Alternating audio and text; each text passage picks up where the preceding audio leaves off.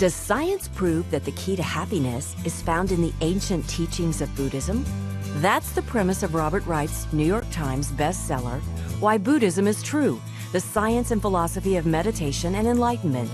Wright, a noted scholar of both psychology and religion, argues that there is scientific support for the Buddhist premise that human suffering is the result of not seeing the world clearly, that the practice of meditation can actually bring clarity, and as a result, increased happiness. Wright discusses his ideas with fellow proponent of meditation, Jon Kabat-Zinn, founder of the Center for Mindfulness at the University of Massachusetts Medical School.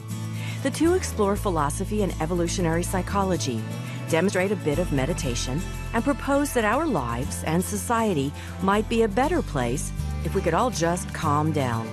Recorded in front of a live audience at the University of Louisville, Kentucky Author Forum, this is Great Conversations, Robert Wright and Jon Kabat-Zinn.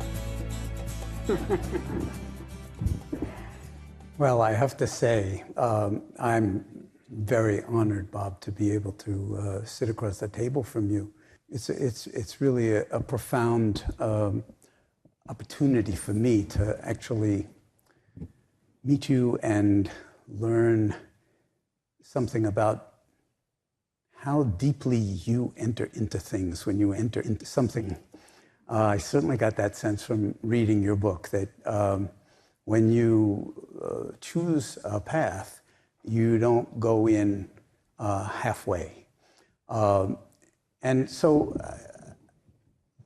to have a conversation about mindfulness is really something that would not have happened 30 or 40 years ago. This is something that now is in the zeitgeist as in some sense never before.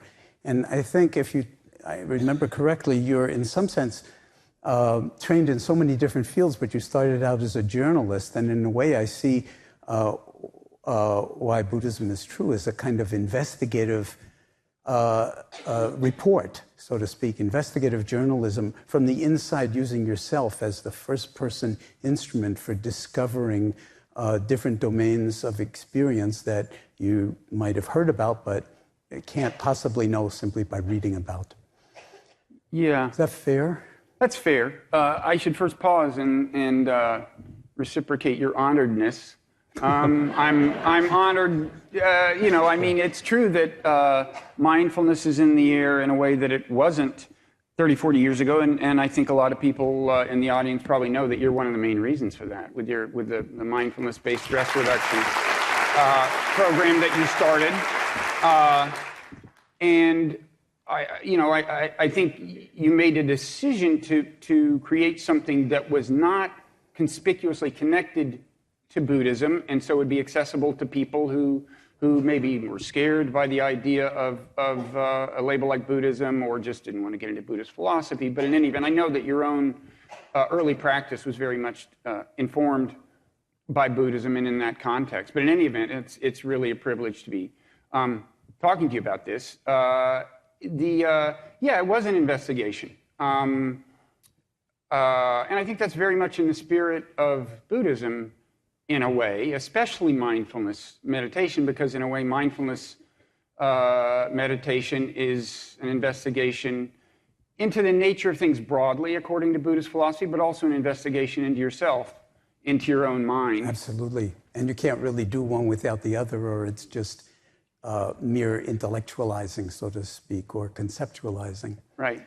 So when it comes to meditation, which is really at the heart of this thing, and you're very clear in the book that why you chose the title that you chose and what you meant by it, and that you weren't exactly talking about all of Buddhism, but right. You did huge yeoman's work in talking with Buddhist scholars and practitioners and teachers to really drill down deeply into the nature of some of the most fundamental questions and perspectives that Buddhism and the Buddha taught.